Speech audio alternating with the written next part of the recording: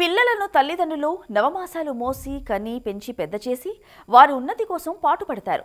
అందుకు ప్రతిగా ఆ తల్లిదండ్రులు పిల్లల నుంచి కోరుకునేది ఒకటే, వారి వృద్ధాపంలోకి వచ్చాక వారికి కాస్త తిండి పెట్టి అనారోగ్యం వస్తే కనిపెట్టుకుంటే చాలు అనుకుంటారు.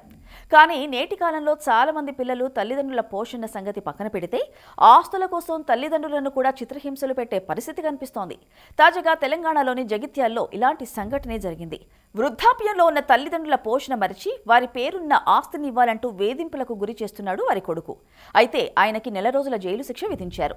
జగిత్యాల జిల్లా కేంద్రానికి చెందిన మండలోజు సత్యవతి బ్రహ్మానందం కొడుకు రమేష్ వృద్ధులైన తల్లిదండ్రులు బాగోగులు చూడకుండా వారి పేరిట ఉన్న ఇల్లును తన పేరిట రిజిస్ట్రేషన్ చేయాలని కొద్ది రోజులుగా వేధిస్తున్నాడు. రమేష్ తీరుపై తల్లి సత్యవతి గతంలో జగిత్యాల పోలీసులకు ఫిర్యాదు చేసింది. ఈ మేరకు కేసు నమోదు చేసిన పోలీసులు విచారణ జరిపి సాక్ష్యాధారాలను కోర్టుకు సమర్పించారు. కేసు పూర్వాపరాలు పరిశీలించిన మెజిస్ట్రేట్ తల్లిదండ్రులను పట్టించుకోకుండా ఇబ్బందులకు గురి చేస్తున్న రమేష్కు నెల రోజుల జైలు శిక్ష విధించడంతో పాటు 500 రూపాయల జరిమానా కూడా విధించారు. ఈ తీర్పు తల్లిదండ్రులను వేధించి చాలా మంది పుత్రరత్నాలకు కనువిప్పు కలిగించాలని మనము కోరుకుందాం.